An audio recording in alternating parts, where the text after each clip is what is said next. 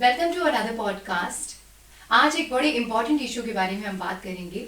Recently Atul Subhash एक AI engineer जिनकी मौत से पूरा देश, यहाँ तक कि इंटरनेशनल लोग भी काफ़ी ज़्यादा त्रस्त हुए, क्योंकि उन्हें उनकी तकलीफ़ों में कहीं ना कहीं बहुत ज़्यादा सच्चाई दिखी और ये सोचने पर मजबूर कर दिया कि कैसे एक इंसान, एक जो पुरुष है वो इतना मजबूर हो गया कि उसे आखिरकार अपनी बात लॉज तक या कानून तक या आम लोगों तक पहुंचाने के लिए एक ऐसी चीज का सहारा लेना पड़ा जिसे नहीं लेना चाहिए था, लेकिन शायद उनके पास या उनके दुखों को कोई समझ नहीं सकता और उन्हें इसी चीज का ही सहारा लेना पड़ा और उनकी आवाज जो है आम लोगों तक, कानून तक या मीडिया तक खास तौर पे वो पहुंची और आम लोगों की चर्चाओं का ये विषय बन गया।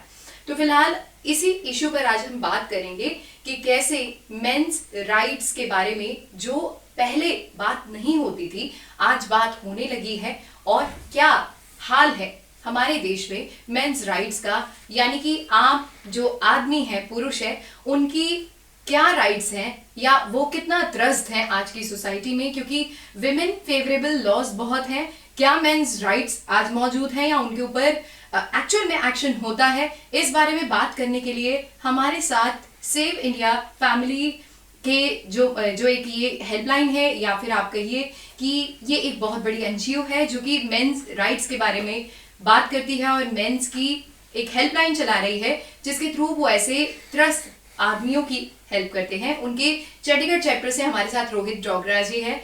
नमस्कार रोहित जी। Thank you. तो रोहित जी, आपसे मेरी बात हुई है और आप लगातार बहुत बिजी चल रहे हैं, क्योंकि अतुल सुभाष के केस के बाद बहुत सारी चर्चाएं अब देश में होने लगी हैं कि किस तरह से मर्दों की राइट्स की या मर्दों पर होते अत्याचारों की सुनवाई नहीं होती है। तो फिलहाल मैं आपसे ही जानना चाहती हूँ कि आपको किस तरह की कॉल्स रिसीव होती है और क्या अतुल सुभाष के केस से पहले भी इस तरह से मर्द अपनी आवाजें आप तक पहुंचाते थे? हमने 2005 में एक सेव इंडिया फैमिली मूवमेंट के नाम से जो है हमने एक मुहिम जो है वो पूरे देश भर में शुरू करी। हमारे फाउंडर मेंबर स्वरूप सरकार, वासिफ अली, सुरेश राम जी ने जो है ये मूवमेंट को स्टार्ट किया। 2005 में जो है हमने एक याहू ग्रुप स्टार्ट किया, उससे लोग हमारे से धीरे धीरे जो है वो जुड़ने लगे। तो धीरे धीरे ये जो हमारा मूवमेंट है ये धीरे धीरे जो है बढ़ने लगा। कह सकते हैं कि हमारा परिवार जो है वो धीरे धीरे आगे बढ़ने लगा। फिर हमने 2014 में हमने सोचा कि जब हमारे को याहू में ग्रुप के ऊपर बहुत ज़्यादा ईमेल्स वगैरह आने लगी, हमें लगा कि भाई लोग बहुत ज़्यादा परेशान हैं, लड़के, उनकी कोई सुनवाई नहीं है, कोई हेल्पलाइन नहीं है उनके लिए। तो फिर हमने 2014 में जो है पूरे ऑल ओवर इंडिया में एक हेल्पलाइन जो है वो जारी करा, 08882498498। उस हेल्पलाइन के ज़रिए हमने जो है लोगों तक अपनी हेल्पलाइन को जो है एक ज़रिया बना के लोगों की समस्याओं को सुनने के लिए जो है वो हमने हेल्पलाइन जो है वो चालू करी। और आज हमारे साथ लगभग 40 ऐसी एनजीओज हैं जो ऑल ओवर इंडिया इस हेल्पलाइन के साथ जुड़ी हुई हैं। उस हेल्पलाइन में हमको जो है लगभग 5,000 से 6,000 कॉल हर महीने पैन इंडिया आती है। उसमें हम जो भी, चाहे वो पीड़ित है, चाहे वो 400 दहेज से का मुकदमा हो, चाहे झूठे रेप के हों, चाहे वो घरेलू हिंसा हो, किसी तरीके की भी प्रताड़ना है या किसी तरीके की कोई मेंटल स्ट्रेस से अगर कोई पुरुष जो है वो गुजर रहा है, तो वो हमारे को इस हेल्पलाइन पे कॉल करता है। हम उसको अपनी वीकली मीटिंग्स में बुलाते हैं, उससे बातचीत करते हैं, उसको जो जिस तरीके की उसको रेमेडी चाहिए, चाहे वो लीगल गाइडेंस है, चाहे उसको मोटिवेशन है, वो हम उसको प्रोवाइड कराते हैं। फिर धीरे धीरे अब आप देखिए कि हमारी 40 जगह पे जो ये वीकली मीटिंग्स होती हैं, हर जगह पे 100-200 लोग हमारे पास हर वीकली मीटिंग में हैं, वो जो आते हैं। अब जब अतुल सुभाष का मामला आप देखिए बहुत ही दर्दनाक है। एक एआई इंजीनियर जिसने आगे देश के लिए एक मजबूती की तरह देश के लिए काम करना था, उसने अपना आप लगे 24 पेज का सुसाइड नोट छोड़ा और लगभग 1.5 घंटे का सुसाइड जो है उसने वीडियो बनाया। हमारे लिए मतलब बहुत ही ये दुखद घड़ी है कि हम कैसे जो है किसी को मरने दे सकते हैं। हम अगर हम सरकारों की बात करें, सरकारों ने अगर वुमेन हेल्पलाइन 1091, 181 अगर चलाए हैं, तो क्या पुरुष के लिए कोई हेल्पलाइन नहीं जारी हो सकती? जारी हो सकती है, पर उनकी मंशा नहीं है। वो चाहते हैं कि भाई पुरुष जो है वो परेशान रहे। क्योंकि अगर हम बात करें आर्टिकल 14 है, आर्टिकल 15 है, आर्टिकल 21 है, उसमें कहा गया कि बराबरी का ही। तो जेंडर न्यूट्रल अब लॉज देखिए, वुमेन के लिए लगभग 50 लॉज जो है वुमेन के फेवर में है, लगभग करोड़ की उनके लिए बजट है, एक पूरा आयोग है, मंत्रालय है, सारी स्कीम्स देख लीजिए वो वुमेन के इर्द गिर्द चलती हैं, बेटी बचाओ बेटी पढ़ाओ, पर पुरुषों की कोई बात नहीं होती। आप देखिए कि आधी आबादी जो है पुरुषों की है हमारे देश में, लगभग 80% टैक्स पेयर जो है वो हमारा पुरुष है, पर उसके लिए ना कोई हेल्पलाइन है, ना कोई कमीशन है, ना ही कोई आयोग है। हमारी तो शुरू से ही सरकार से मांग रही है कि सरकार जो है, अब समय आ गया है कि भाई जब हम बेटी बचाओ बेटी पढ़ाओ की बात करते हैं तो हमें बेटे को भी है जो पढ़ाने की बात करनी है। बेटे जो हैं उसका मेल ड्रॉप आउट जो है आप देखिए 53% है। तो हम ये ना हो कि कहीं हम बेटी बचाओ बेटी पढ़ाओ बेटी बचाओ के मुहिम से हर को इतना आगे बढ़ा लें कि बेटे जो हैं वो पीछे छूट जाएं। हमें दोनों को बराबर लेके चलना है। जब हम जेंडर न्यूट्रलिटी की बात करते हैं, जेंडर इक्वालिटी की बात करते हैं, तो उसमें दोनों की बात होनी चाहिए। अच्छा रोहित जी, पहले की बात की जाए, कुछ सालों पहले तक एक्चुअल में जो लेडीज के लिए जो लॉज बनाए गए हैं उसके तहत असली में ऐसे केसेस आते थे जहां पर लेडीज असली में प्रताड़ित होती थी, बहुओं को इस तरह से दहेज के लिए प्रताड़ना दी जाती थी, उन्हें जलाकर मार दिया जाता था। सरकार को लगा कि इस तरह के लॉज इंट्रोड्यूस करने चाहिए जिससे उन्हें स्ट्रॉन्ग किया जा सके, और आपने बेटी बचाओ बेटी पढ़ाओ मतलब एक लेडीज के फेवर में लॉज होने लगे। लेकिन आपको कब लगा कि एक्चुअल में इन लॉज का मिसयूज ज्यादा स्टार्ट हो गया इंडिया में, और क्यों होने लगा कि लोग क्या बहुत ज्यादा जागरूक हो चुके हैं और फेक केसेस में इतना इजाफा हो गया? देखिए 2005 से जो हमारी माननीय उच्च न्यायालय है, सुप्रीम कोर्ट, वो ये कह रही है कि जो दहेज का कानून है वो कानूनी आतंकवाद है, लीगल टेररिज्म है। 2005 से लेके आज हम 2024 में हैं, और 2005 से लेके 2024 तक ऐसी कई जजमेंट जो आप चाहे वो Punjab and Haryana high court की देख लीजिए, दिल्ली हाई कोर्ट की देख लीजिए, या और भी जो हमारी माननीय उच्च न्यायालय हैं उनकी आप जजमेंट्स देख लीजिए, इवन की सुप्रीम कोर्ट की भी देख लीजिए, उसमें कई सालों से जो है दहेज के कानून को जो कानूनी आतंकवाद कहा जा रहा है। सुप्रीम कोर्ट ने कई ऐसे कानून हैं जिनको निरस्त किया है, जैसे वो आईटी एक्ट हो या अडल्ट्री का कानून हो, सुप्रीम कोर्ट ने उसको निरस्त किया। बट क्या सुप्रीम कोर्ट जो है दहेज के कानून को निरस्त नहीं कर सकता था? वो कर सकता था, पर उनकी इच्छा शक्ति नहीं थी। अब आप देखिए कि अगर हम एनसीआरबी के ही डाटा की बात करें, जिसमें अगर हम इनका डाटा में रेट देखेंगे कि 498 रे का कितना इक्विटल है, तो जो लेटेस्ट है उसमें आप देखिए कि 83% इक्विटल रेट है। उससे पहले चले जाइए लगभग 78% 80% के आसपास जो है इसका कई सालों का, अगर आप 10 साल का आप आंकड़ा देखेंगे दहेज के कानून का, तो 80-85% के आसपास जो है इसमें इक्विटल रेट है। अगर इतना ज़्यादा इक्विटल है तो माना जाना चाहिए ना कि भाई इसका दुरुपयोग हो रहा है। ऐसे ही अगर आप रेप के कानून का देखिए तो उसमें भी जो है लगभग 30% आप देखिए कि सिर्फ कन्विक्शन है, 70% उसमें भी एक्विटल है। तो कहीं ना कहीं हमारे लॉ में फ्लॉज हैं। मैं चाहती हूँ कि आप एक बार ऑडियंस को समझाइए कि जब 498 ए का या 498 जो भी लॉज लगते हैं, तो जैसे आपने एक पैकेज टर्म की बात की कि एडवोकेट्स भी कई बार लड़कियों को बोल देते हैं कि इस तरह से आप पैकेज बना के ये केसेस लगा दीजिए।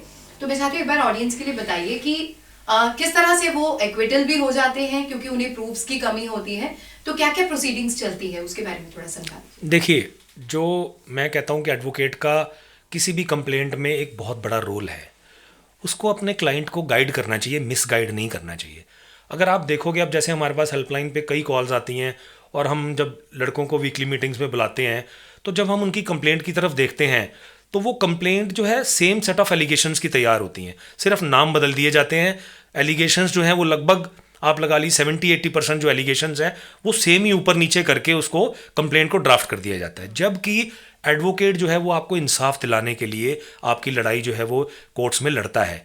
अब अगर एडवोकेट ही आपको मिसगाइड करेगा तो मुझे लगता है हमारे लिए समय आ गया कि हमें सोचना होगा कि भी एडवोकेट्स को भी सोचना होगा कि हमें जो है सच की लड़ाई कोर्ट्स में लड़नी है, जिसलिए हमारी कोर्ट्स बनी हैं कि सत्यमेव जयते, हमें इंसाफ मिलना चाहिए ना। तो वो अगर हम इंसाफ आप नहीं दिला पा रहे तो कहीं ना कहीं उस एडवोकेट के नाम के ऊपर भी सवालिया निशान लगता है कि जब अगर एक लड़का जिसके ऊपर आपने एलिगेशन लगाए और वो बरी हो गया तो आपने वो केस हारा है। तो अगर आप आपने वो केस हारा है तो मतलब कि आपकी कहीं पढ़ाई में कमी देखी गई होगी, आपने उसको मिसगाइड किया।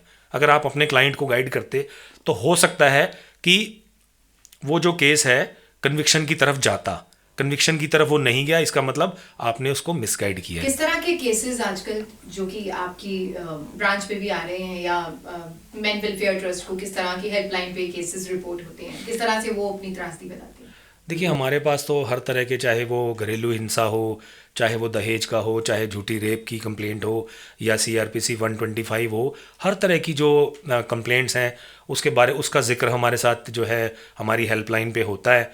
तो हर तरह की कंप्लेंट में जो है आप ये देखा जाता है कि भाई मेरे को मारा, मेरे को पीटा, मेरे से को है खाना नहीं दिया, मुझे टॉर्चर किया गया, लगभग इसी के इर्द गिर्द जो है वो कंप्लेंट्स घूमती हैं। बट अब अगर आप देखोगे, अगर अगर आपको मारा पीटा गया या आपको तंग किया गया आपके जो इन लॉज के द्वारा, तो आपने तब उस कंप्लेंट को पुलिस को क्यों नहीं किया? अगर आपको सपोज़ करिए कि आज आपके साथ कोई जो है घरेलू हिंसा हो रही है या आपको प्रताड़ित किया जा रहा है, तो आपने आज ही जो है पुलिस को कंप्लेंट क्यों नहीं करी? आपने 2 साल तक उसका इंतज़ार क्यों किया?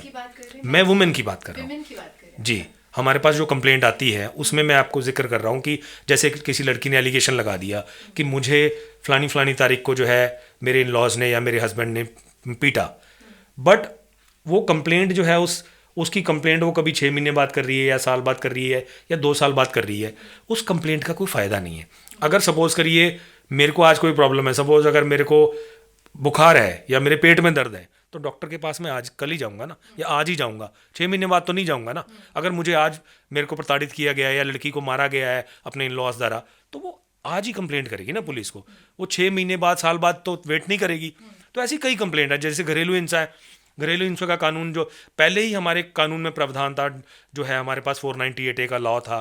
फिर 2005 में कांग्रेस गवर्नमेंट जो है वो डोमेस्टिक वायलेंस एक्ट लेके आ गई, जबकि उसकी ज़रूरत ही नहीं थी। वो कोर्ट का टाइम वेस्ट, आप देखिए कि इतनी प्रॉब्लम वाली बात है कि जब एक कोर्ट में केस जा रहा है तो उसके लिए प्रॉब्लम ये है कि कोर्ट का कितना टाइम वेस्ट हो रहा है।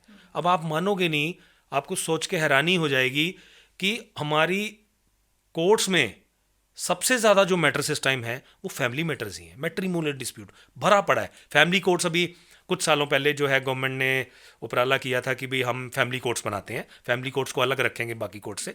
तो फैमिली कोर्ट्स जो है गवर्नमेंट ऑफ इंडिया ने बनाई।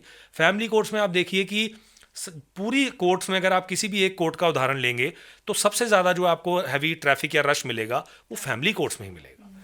नहीं, बट आपने बोला कि टीवी के कानून की ज़रूरत नहीं थी, लेकिन बहुत सारी, आई बैक टू डिफर, कि बहुत सारी ऐसी लेडीज़ हैं जिनके साथ होता है टीवी, तो उनके लिए तो वो एक सहारा है कि लॉ अगर उनको इंसाफ दिला सकता है। लेकिन मैं ये इस चीज़ से एग्री करती हूँ कि अगर उसका मिसयूज़ हो रहा है तो वो गलत है। देखिए अगर आप अगर आप डोमेस्टिक वायलेंस लॉ की बात करें जो 2005 में आया, तो उसमें भी 99% जो है वो एक्विटल रेट है, उसमें सज़ा तो होती ही नहीं है। फिर उस कानून का फ़ायदा क्या है जिस कानून में ऐसा कोई प्रोविज़न ही नहीं है। अब आप देखिए 99%, अभी कुछ सालों पहले एक अखबार में ये आया था कि 99% जो मामले हैं, 99% घरेलू हिंसा के जो मामले हैं वो निरस्त हो गए। तो अगर वो 99% मामले निरस्त हो गए तो मुझे तो ये लगता है कि या तो हमारे जो इन्वेस्टिगेशन एजेंसीज़ हैं उनके ऊपर सवालिया निशान है, वो प्रॉपर इन्वेस्टिगेट नहीं कर रहे, या फिर जो है वो झूठी कंप्लेंट्स ज़्यादा की जा रही हैं। तो अब ये तो हमें समझना पड़ेगा, हमारे जो कानून निर्माता हैं या जो हमारे मेंबर पार्लियामेंट्स हैं या हमारी गवर्नमेंट ऑफ इंडिया है, ये उनको देखना होगा कि अगर वो कोई कानून बना रहे हैं, अगर वो कानून इतना मजबूत नहीं है कि उसमें इतना ज़्यादा इक्विटल रेट है, तो फिर तो कहीं गड़बड़ है।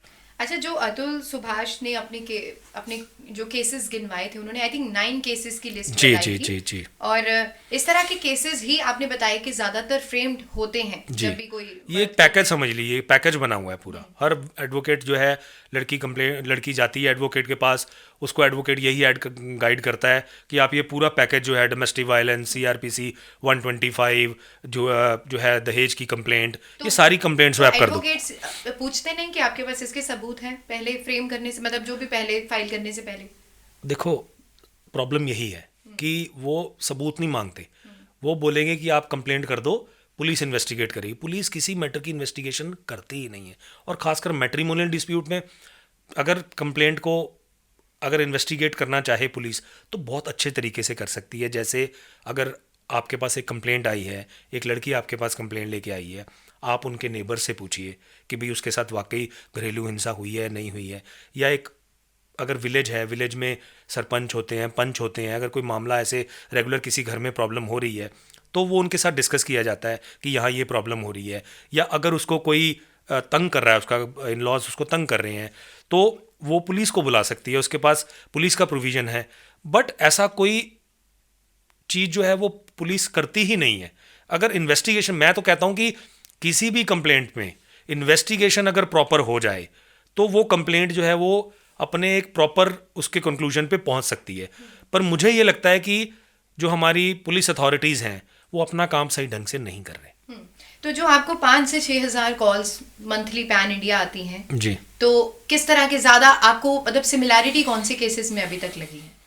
देखिए ये पूरा पैकेज ही है। जैसे आप देख लिए घरेलू हिंसा है, दहेज का कानून है, या भरण पोषण का कानून है, तो इसी तरीके की हमारे को कॉल्स। आजकल तो झूठे रेप की जो केसेस हैं, हनी ट्रैपिंग बहुत ज़्यादा इंडिया में बढ़ गई है, उसके केसेस हमारे पास बहुत आने लग गए हैं, हमारे को कॉल्स आने लग गई हैं।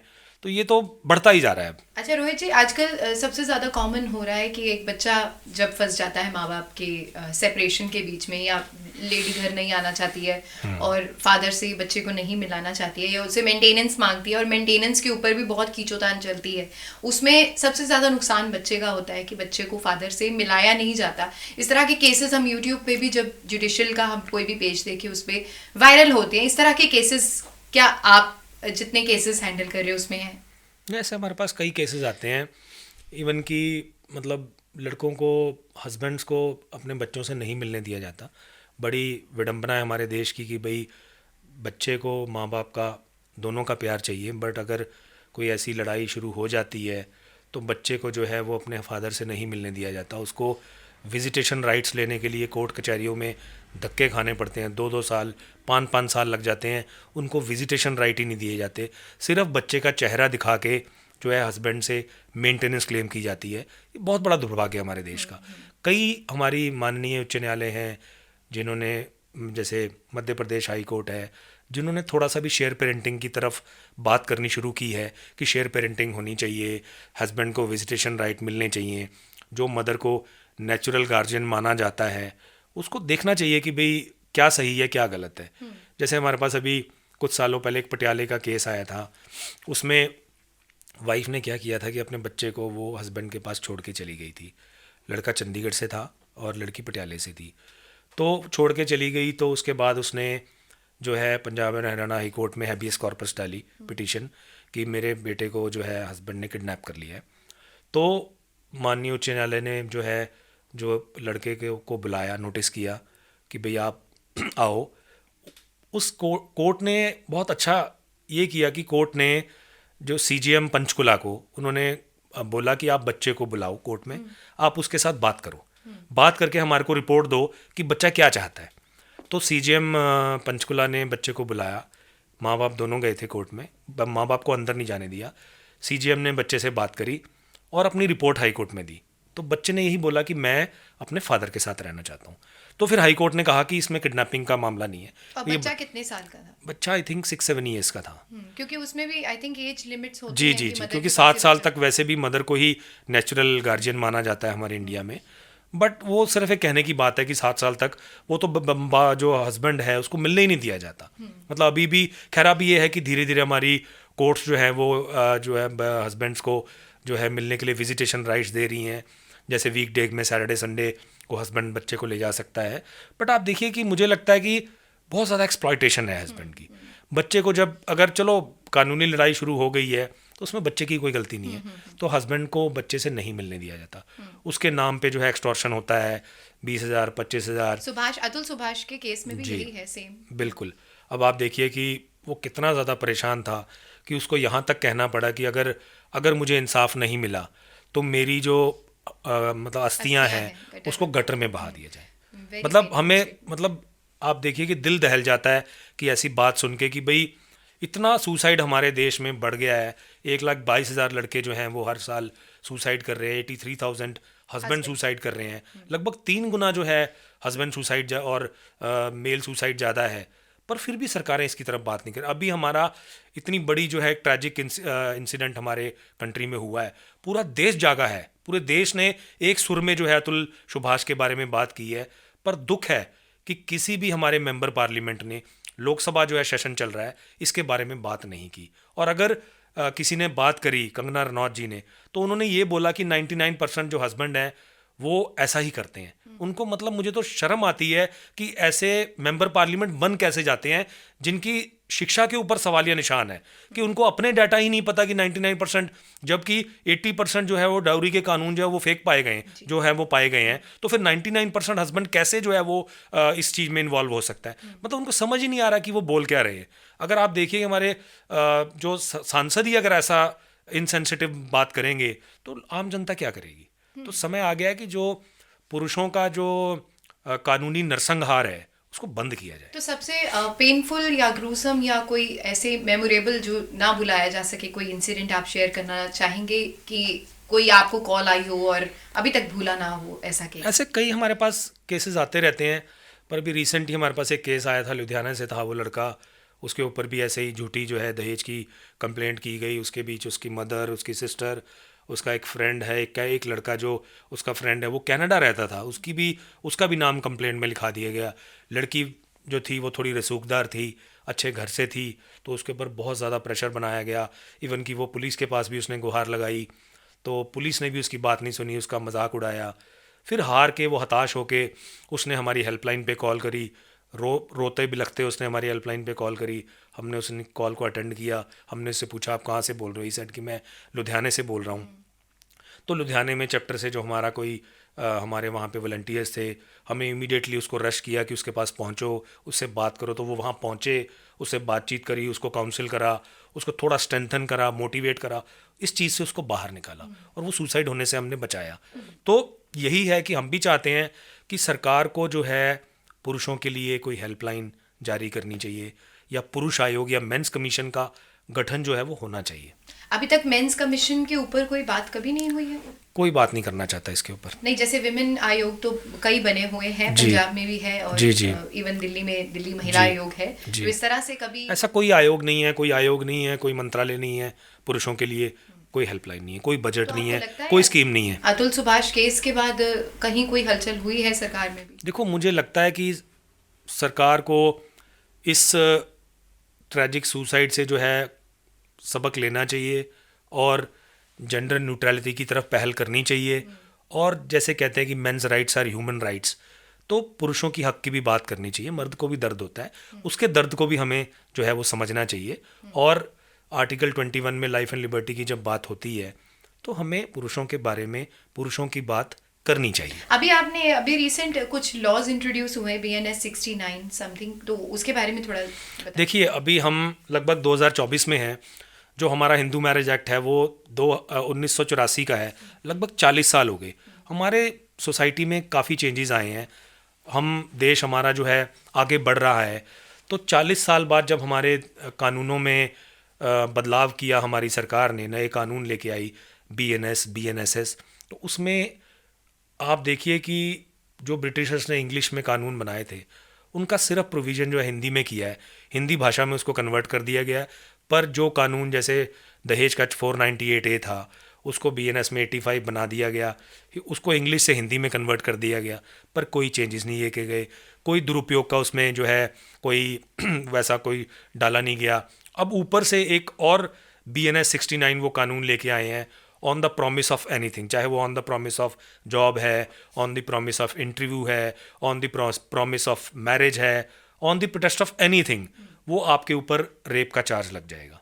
तो उससे ये होगा कि अगर ये कानून धीरे धीरे जैसे जैसे लड़कियां खासकर इससे अवेयर होंगी, तो मुझे लगता है बहुत ज़्यादा इसका दुरुपयोग जो है वो बढ़ सकता है। और हर लड़के को, और मुझे लगता है कि हर लड़का, अगर ये कानून जो है लड़कियां कंप्लेंट करती हैं तो जिस भी लड़के के अगेंस्ट ये कंप्लेंट होगी उसको जेल जाना पड़ेगा। तो अभी तक ऐसे केसेस कुछ अभी हमने 2-3 कंप्लेंट्स अभी जो है लेटेस्ट, क्योंकि जुलाई में ही इंट्रोड्यूस हुआ है, तो कुछ 2-3, हाँ जी जुलाई 2024 में हुआ है। तो अभी को 2-3 कंप्लेंट्स हमने ऑल ओवर इंडिया में हमें सुनने को मिली है कि 69 में हुई हैं। तो अब आप देखिए कि ऊपर से हमारा जो है सुप्रीम कोर्ट में ऑलरेडी एक PIL जो है वो पेंडिंग चल रही है मैरिटल रेप की। अब आप देखिए कि अगर वैवाहिक बलात्कार को इंडिया में इंट्रोड्यूस कर दिया जाएगा तो मुझे लगता है शादी जो है हिंदुस्तान में एक अभिशाप बन जाएगा। कोई भी अभी भी हमारे पास कई हेल्पलाइन पे कॉल आती हैं, लड़के जो है वो बहुत ज़्यादा जो है हेजिटेट कर रहे हैं शादियां करने से।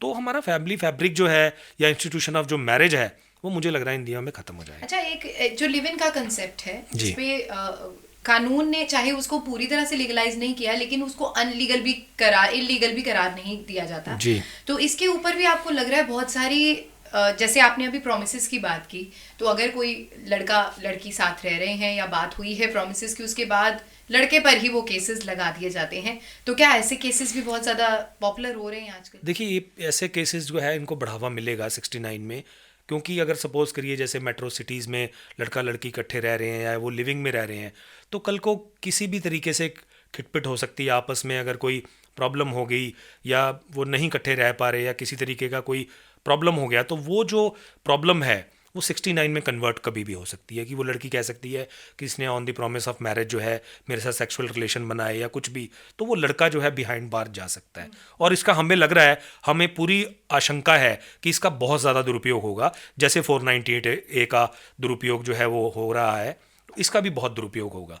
तो हम इसके लिए भी बोल रहे हैं कि इसको सरकार को 69 को जो है वो वापस लेना चाहिए। तो मेंस वेलफेयर ट्रस्ट जो है ये या एससिफ है, ये आपने बोला 2005 में इंट्रोड्यूस हुई है, तब से आप नॉन प्रॉफिट ऑर्गेनाइजेशन ही है या कोई आपको हेल्प कर रहा है? नहीं, हम नॉन प्रॉफिट ऑर्गेनाइजेशन ही है। हमारा जो बेसिक कॉन्स्टिट्यूशन वो इसी के ऊपर बेस है कि हम नॉन प्रॉफिट NGOs हैं।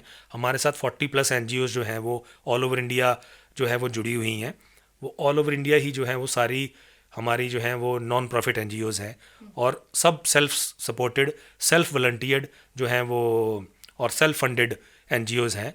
जितने लड़के हमारे NGOs के साथ एसोसिएटेड हैं वो खुद अपना जो है वो उसको सपोर्ट करते हुए जो है, अब ये हेल्पलाइन जो है ये भी हम खुद ही सब कंट्रीब्यूट करके इस हेल्पलाइन को चलाते हैं। नहीं तो आप गवर्नमेंट की तरफ से आपको कभी कोई हेल्प वगैरह कुछ भी नहीं? गवर्नमेंट की तरफ से कभी कोई हेल्प या सपोर्ट हमें नहीं मिली।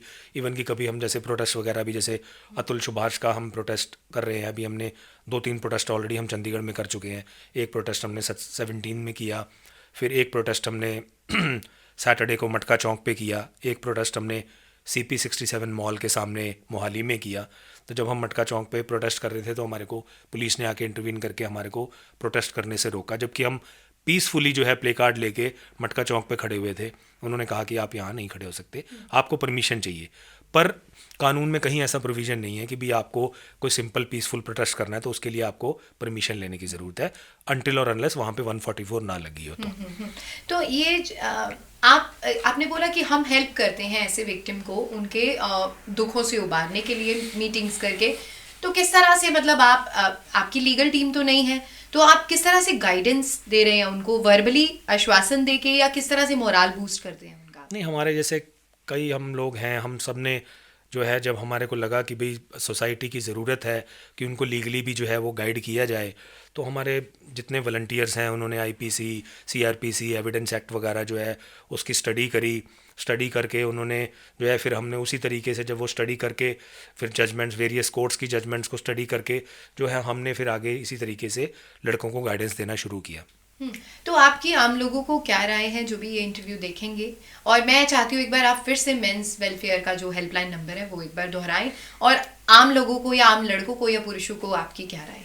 देखो, मैं तो सब पुरुषों को यही कहूँगा कि suicide is not the solution. हमसे बात कीजिए, ब्रेक द साइलेंस। हमारी हेल्पलाइन है 08882498498। आप उस पर कॉल कर सकते हैं, हमारी वीकली मीटिंग्स में हमारे साथ जुड़ सकते हैं। सुसाइड करना जो है किसी भी समस्या का समाधान नहीं है। ये अनटिल और अनलेस अपने आप को प्रूव करिए कि आप जो है इनोसेंट हैं, केस को लड़िए, प्रॉपर तरीके से फाइट बैक करिए, और अच्छे तरीके से जो है एक एग्जाम्पल पेश करिए कि जो आपके साथ आपके ऊपर जो झूठी कंप्लेंट की गई है वो उसको आप लड़िए और जीतिए।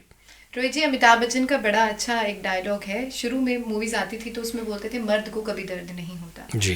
तो इसे आप कह सकते हैं जुडिशियल सिस्टम ने बहुत सीरियसली ले लिया, और जो लेडीज फेक केसेस लगा रही हैं उन्हें लगता है कि मर्द को अगर एक उनके बच्चे से दूर भी किया जाए तो उन्हें कोई भावना फील नहीं होगी। मुझे समझ नहीं आ रहा कि मतलब अगर हम किसी रिलेशन में हैं और अगर हम उसके अगेंस्ट कोई कंप्लेंट कर देंगे तो हमें क्या हासिल हो जाएगा? क्या ईगो सेटिस्फेक्शन में लगे हैं अपनी, या हम चाहते हैं कि भी हम समाज को इसी तरीके से जो है वो ख़त्म कर दें? तो मुझे नहीं लगता हमें इस तरीके से सोचना चाहिए। अगर अगर किसी की आपस में नहीं बन रही तो अमिकेबली भी उस बात की सेटलमेंट हो सकती है। बैठें, बात करें और अपने मैटर को रिजॉल्व करें। अगर साथ में रहना है तो साथ में रहें, अगर नहीं रहना तो अपने अलग अलग रास्ते अपने अलग अलग कीजिए। और एक लंबी कानूनी लड़ाई 20 साल, 25 साल, 30 साल, कोर्ट का भी टाइम ख़राब, आपका भी टाइम ख़राब, मुझे नहीं लगता कि इस तरीके से हमें सोचना चाहिए। ठीक है, thank you so much. Thank you very much. आप जो है आपने मुझे अपने स्टूडियो में बुलाया और आपने हमें समय दिया। Thank you very much. So much Rohit ji. तो फिलहाल ये थे हमारे साथ मेन वेलफेयर ट्रस्ट और सेव इंडिया फैमिली के जो है प्रेसिडेंट, चंडीगढ़ चैप्टर के प्रेसिडेंट है, और इनकी जो एनजीओ है वो पूरे देश में तकरीबन 40 जगह उनकी अलग अलग ब्रांचेस हैं, जिनके अंडर बहुत सारी पब्लिक मीटिंग्स का आयोजन हर हफ्ते वो लोग करते हैं। और ऐसे मर्द या ऐसे पुरुष जो कि बहुत ज़्यादा इस तरह के केसेस से पीड़ित हैं, जो कोई बहुत ही एक ऐसा स्टेप उठाना चाहते हैं, उनसे वो रोकने की कोशिश करते हैं। उनकी हेल्पलाइन नंबर हम बार बार स्क्रीन पे फ्लैश कर देते हैं, आपके लिए कर रहे हैं।